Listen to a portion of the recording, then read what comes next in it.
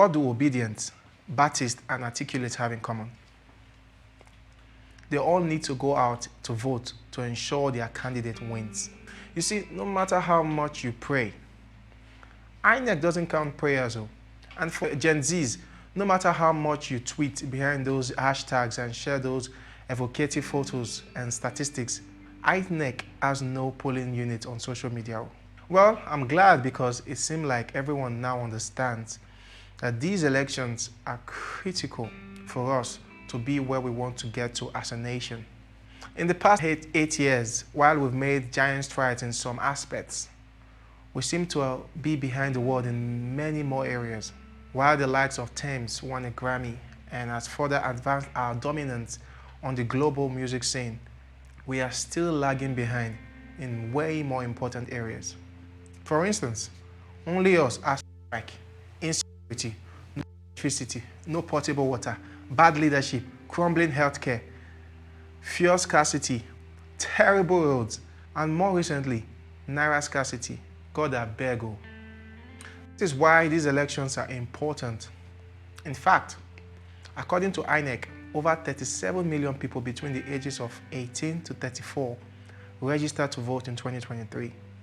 That's 39.5% of the total voters, or more. It seems like the Soros-OK generation that held the world by storm in 2020 to protest against police brutality are taking it personally this year by choosing to fight with their PVCs. Many of the people registered this time are first-time voters.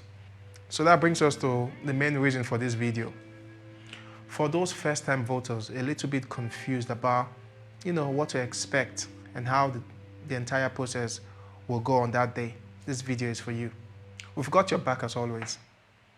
So here's a step-by-step process on what to do on election day and how to vote. All right, first thing first, what to wear. Please ensure not to wear shirt or anything that shows any party or its logo to the polling station. Aside from this, you can wear anything. Even you, Tayo, who gets married on election day, yes, you can vote with your wedding gown. It's allowed. Second thing, what to take with you. Although it might seem obvious, please take your PVC on that day. And of course, make sure you check that it's your PVC. Make sure you check that you're not taking your ATM or NEPA prepared meter card to the election. You can take snacks if you get money, or if you know you want to hang around till all votes are counted, which we actually advise you do. We'll get to that in a minute. Thirdly, what time to arrive at the polling station.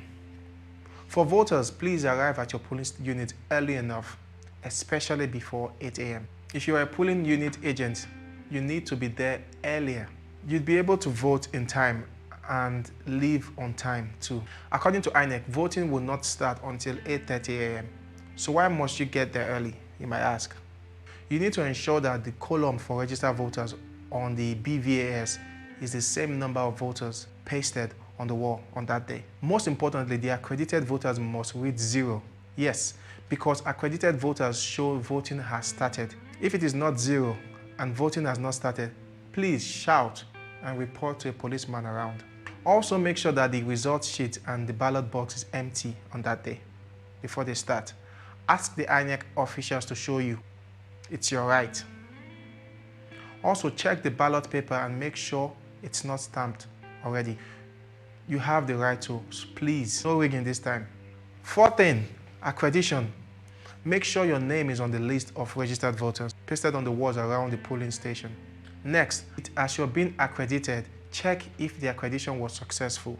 Ask to see it, don't let anyone deceive you. It's your right. The accreditation is to be handled by the assistant polling officer who works for INEC and no one else. You also need to make sure your name is ticked on the printed voter register as soon as you enter the voting area.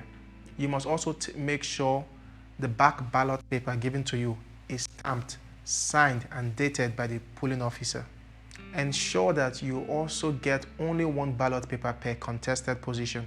So the actual voting process, please use your index fingers, which is your smallest finger, to vote. Once you've thumbprinted in the column next to the party you're voting for, fold the ballot paper from the left to the right, not from the top to the bottom. Then you can put it into the ballot box. So what happens next after voting? Please, I know you want to go home and scroll through Twitter and eat jollof rice, but please, I beseech you, wait behind. Monitor the entire process of others going to do the same. Make sure no one is doing anything wrong to make vote invalid. Make sure the BVAS is accrediting people well. Make sure only one ballot paper is given to everyone. Make sure no one is trying to harass or oppress the INEC officials. And if you see anything strange, please report it. When the voting ends by 2 p.m., please move closer to see how the votes are being counted.